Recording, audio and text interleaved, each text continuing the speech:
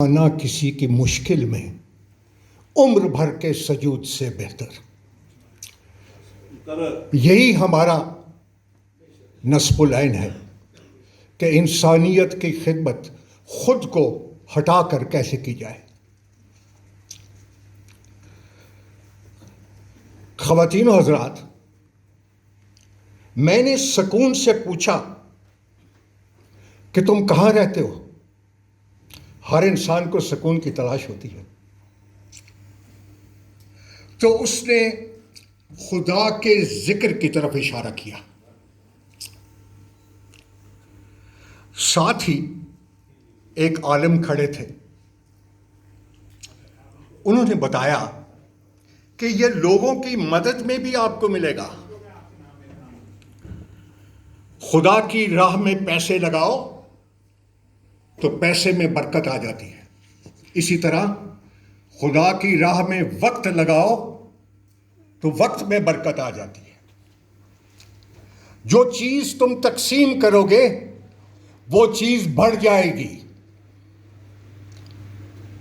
اور بڑھتی ہی رہے گی۔ جناب والا حضرت مولانا احمد علی لاہوری فرماتے ہیں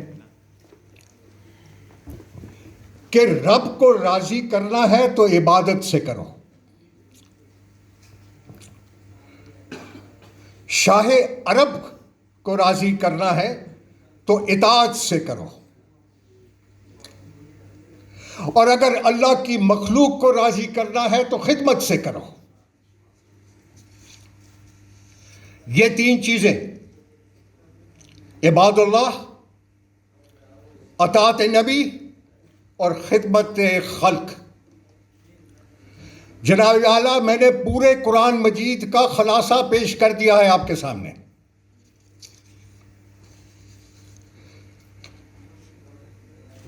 خاور صاحب،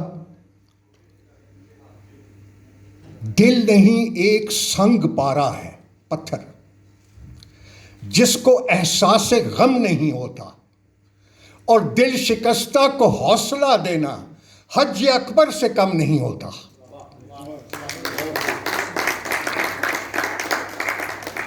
خواتین و حضرات، آنکھوں کی پیوند کاری یا ہسپتالوں کی تعمیر یا بچوں کے کھیلنے کے لیے میدان، ڈائبٹیز کے خلاف جہاد ہو یا آئی کیمپس کا اہتمام، گویا تعلیم، تفریح، صحت، سماجی بہبود، وہ کون سا شعبہ خدمت ہے جہاں لائنز کلب پیش نظر نہیں آتے؟ یہی ہماری محنت ہے، یہی ہماری کوشش ہے، یہی ہمارے جد و جہد ہے، اور یہی ہماری پہچان ہے۔ جناب عالی، طاعت میں سکون ہے نہ عبادت میں سکون۔ اس کو غور سے سنیے گا۔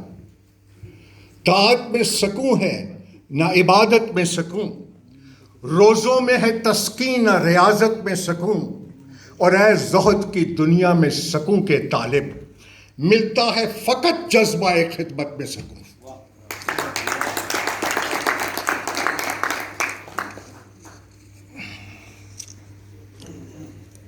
باتیں تو بہت کی جا سکتی ہیں،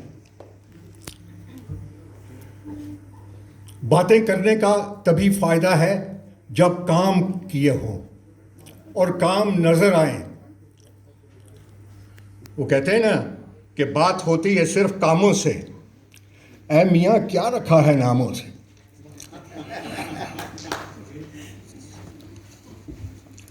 جناب عالی، لائنز کلب میں نے 48 سال مکمل کر لیے ہیں۔ I am probably the senior most lion member in this country۔ میں نے بہت کچھ دیکھا ہے۔ ابھی بھی مجھے میرے اس دوست جس کا نام امام دین ہے، اس کی شکل میرے سامنے ہے. ایک انتہائی ایماندار، باوقار اور پروفیشنل ویلڈر، ویلڈنگ کا کام کرتے تھے. ایک دن ویلڈنگ پلانٹ کسی وجہ سے پھٹ گیا اور ان کی دونوں آنکھیں ضائع ہو گئیں. وہ ہر چیز سے محروم ہو گئے. اچھا بھلا کھاتا پیتا آدمی تھا، بیکار ہو گیا. بچے تھے، غربت تھی. کسی طرح واگا کے قریب ایک گاؤں میں جہاں وہ رہتے تھے، کسی طرح ان سے میری ملاقات ہو گئی اور ہم نے یہ پہلی دفعہ، یہ میں بات کر رہا ہوں فروری 1970 کی، تو آپ میں سے کچھ لوگ پیدا بھی نہیں ہوئے تھے اس وقت. کچھ نہیں، کافی. Sorry for that.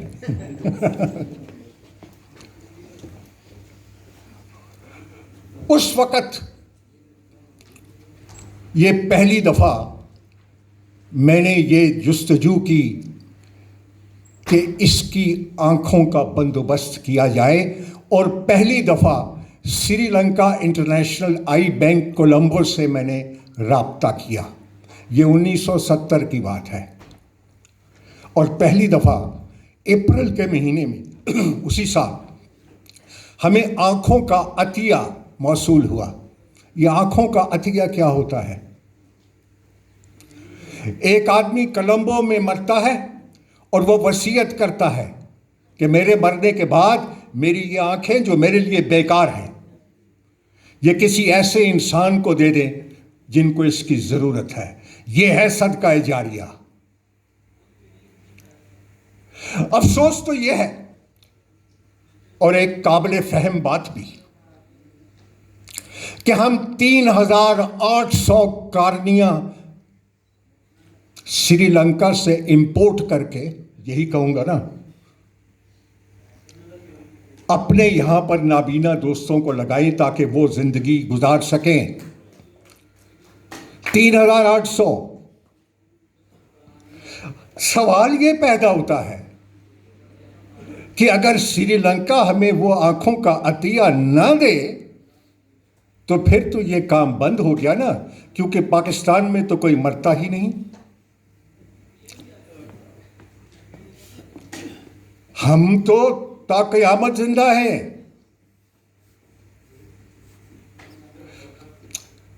پھر خیال آیا کہ اس پہ شاید کوئی ایسی مذہبی قطغن ہو. تو ہم کہاں گئے فتویٰ لینے کے لیے؟ جامعہ ازہر. اس سے بڑا کوئی نام نہیں ہے جو میں لے سکوں فتوے کے لیے اسلامی دنیا میں. اور جامعہ ازہر سے ہم نے پوچھا کہ جناب، کیا آنکھوں کا عطیہ بعد الموت دینا حلال ہے یا حرام ہے؟ ان کا فتویٰ تھا کہ نہ صرف حلال ہے بلکہ صدقہ جاریہ ہے مسلمانوں کے لیے.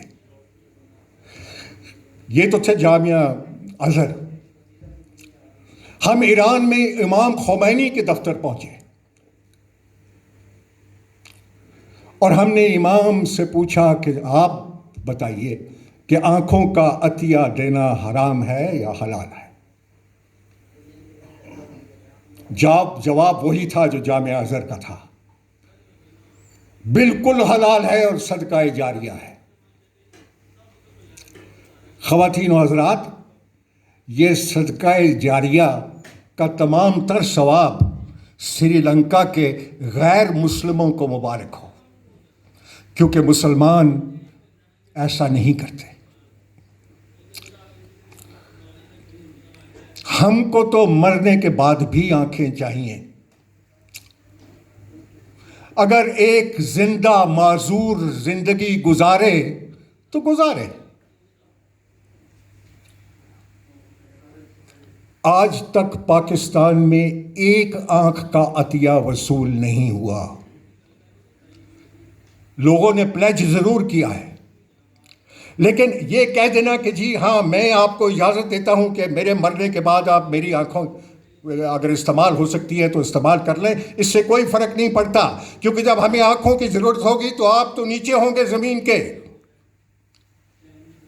اس میں ہمیں آپ کی فیملی کی ضرورت ہے، آپ کے بچوں کی، آپ کے گھر کی، آپ کے خاندان کی، جو اس بات کی گواہی دے کہ ہاں میرے سامنے انہوں نے کہا تھا، اور اس بات کو یقینی بنائے کہ آپ کی وہ خواہش پوری ہو۔ یہ باتیں ہیں جو ہم کر رہے ہیں اور سوچ رہے ہیں، اور ہماری تمام تر کوشش کے باوجود یہ تو ممکن ہوا کہ ہم کچھ عطیات کی وہ لے سکیں، ول لوگوں سے لکھوا لیں، وہ اب بھی ہے، لیکن یہ پاسبل نہیں ہوا کہ آج تک جس نے وہ وصیت کی ہو اس وصیت پہ عمل کر دیا جائے اور وہ آنکھیں لے کر استعمال ہو جائیں۔ یہ پاسبل نہیں ہوا، یہ ہماری بدقسمتی ہے۔ جیسے میں نے آپ کو پہلے کہا، ہمیں تو مرنے کے بعد بھی آنکھیں چاہیے، بہت کچھ دیکھنا تو ابھی باقی ہے۔ خواتین و حضرات، اس بات کو سوچئے گا، یہ ایک بہت بڑی بات ہے، یہ ایک بہت انقلابی سوچ ہے کہ ہم کسی بیرون ملک سے ہاتھ پھیلا کر، جھولی پھیلا کر نہ مانگیں اور اپنے لوگوں کا کام خود کر سکیں۔ کاش پاکستان اسی طرح سوچے، نہ صرف اس میدان میں بلکہ ہر میدان میں جس کے لیے قربانی کی ضرورت ہوتی ہے۔ آپ دعا کریں، انشاءاللہ میں بھی دعا کروں گا، اور اگر اللہ کو منظور ہوا تو وہ دن آئے گا جب ہم اپنی ضرورت کے لیے ہیومن آئیز کی جو ریکوائرمنٹ ہے وہ اپنے ملک میں خود پوری کر سکیں گے۔ آپ کا بہت بہت شکریہ۔